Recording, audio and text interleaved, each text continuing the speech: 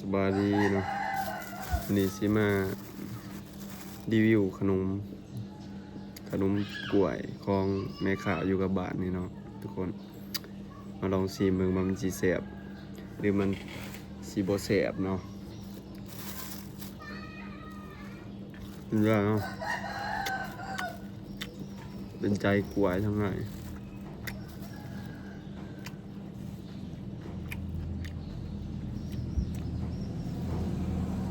พอดีกินนะทุกคนเนาะบ่หวานเป็นไร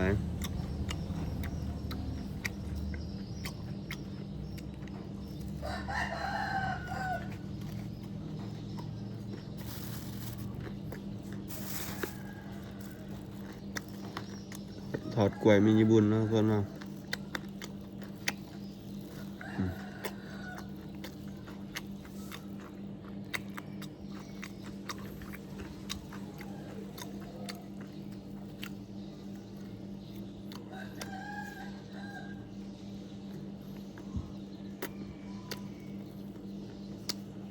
มีบุญต้องขายดีใช่ไหมขายเมื่อเกือบกูมึงเนาะ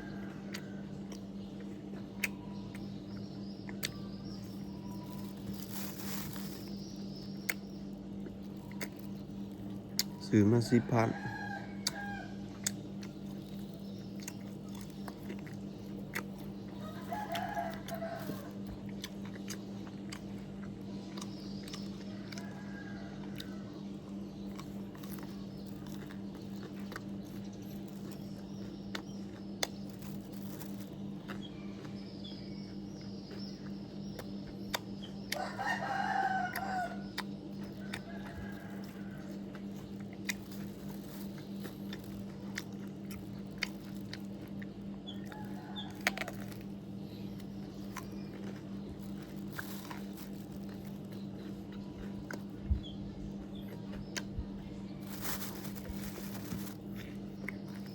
ก่อนละ1,000นะคนนะ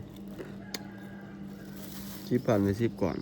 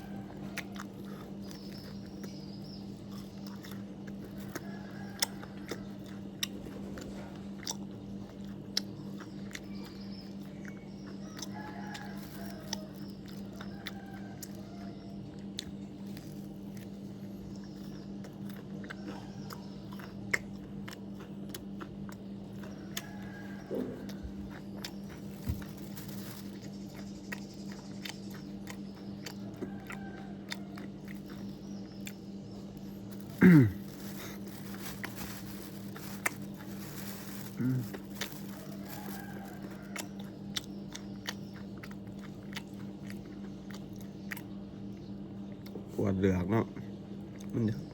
มันบอกกรอบปานใดนะมันจะเป็นหนุ่มๆ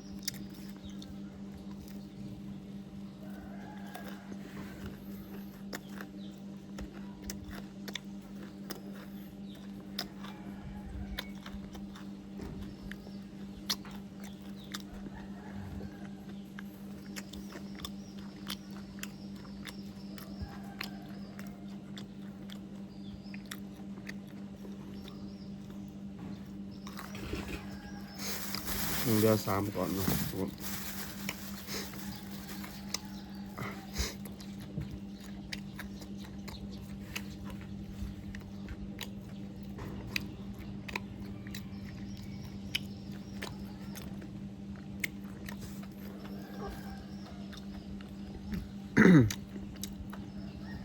อิ่มเลยเนาะอยากกินบ่เบิดอยู่แล้วยัง3ก่อน